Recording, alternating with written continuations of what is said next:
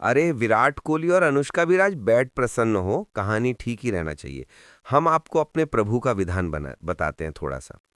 जब प्रभु किसी पर कृपा करते हैं, ये वैभव मिलना कृपा नहीं है, ये पुण्य है।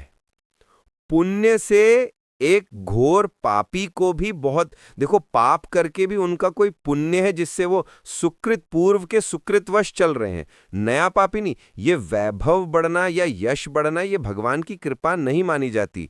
भगवान की कृपा मानी जाती है अंदर का चिंतन बदलना, जिससे आपके अनंत जन्मों के संस्कार भस्म होके और अगला जो है वो बड़ा उत्तम होगा।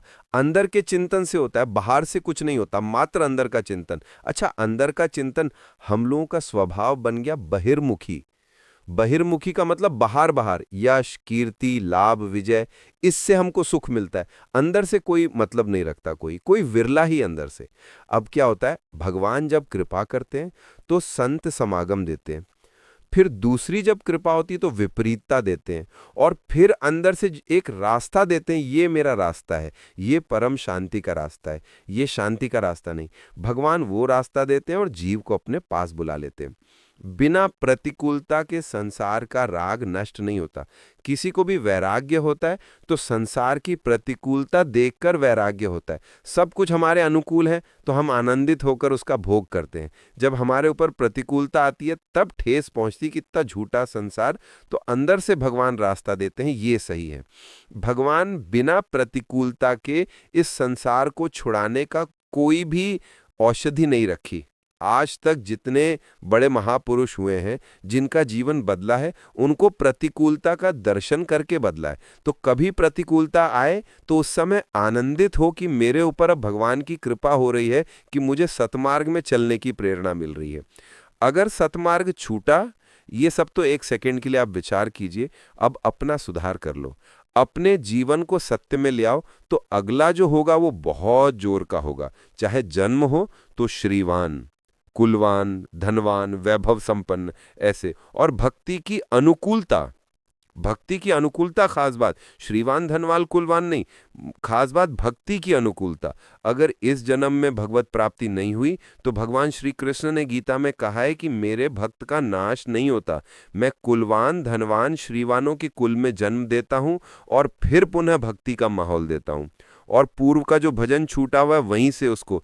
अब बिल्कुल ऐसे ही रहो जैसे रह रहे हो, बिल्कुल सांसारिक बन के रहो, लेकिन अंदर का चिंतन बदल जाए। अंदर के चिंतन में आपके यश की भावना ना रह जाए, अंदर के चिंतन में आपको धन बढ़ाने की भावना ना रह जाए, अंदर का चिंतन हो जाए, प्रभु बहुत जन्म व्यतीत हो गए, अब एक बार आपसे मिलना चाहती हूँ, एक बार आपसे मिलना चाहते हैं प्रभु, मुझे आप चाहिए, अब संसार नहीं।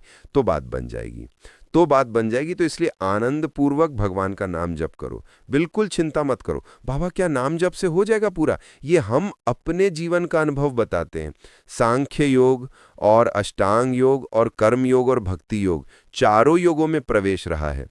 पहले हम सन्यासी रहे हैं, 20 वर्ष, 20 वर्ष सन्यासी रहे काशी विश्वनाथ जी।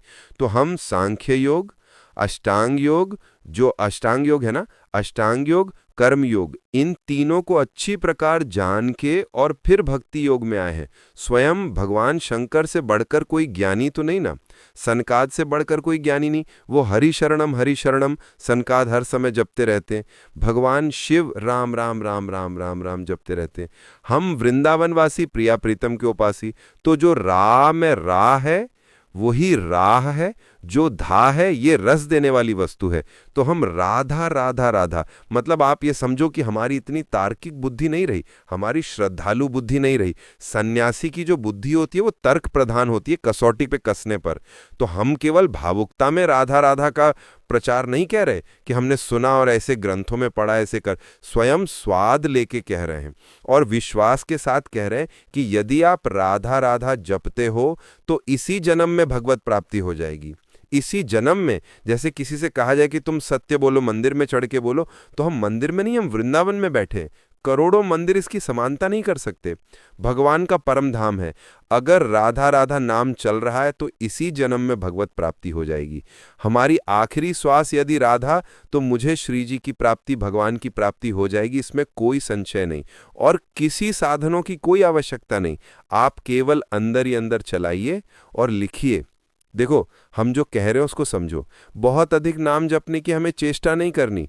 कम संख्या हो लेकिन मन लगा के हो। जैसे हम, अब देखो, आप लिखो राधा, अपने दिमाग में लिखो, खुले नेत्र लिखो या बाहर बाहर देखो, दिखाई दे रहा है राधा लिखा हुआ। वही कान में सुनो राधा, वही अंदर उठाओ राधा। ये तीनों का एकाकार हो जाए तो ये करोड़ों नाम जप के बराबर है।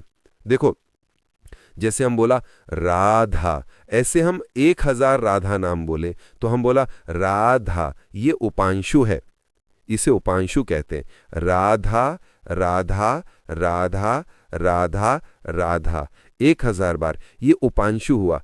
अब ये ऐसे उपांश हम 10,000 बार जप करें, अंदर देखते हुए बोले राधा। उपांश 10,000 बार नाम जप करने का फल एक बार मानसिक में है।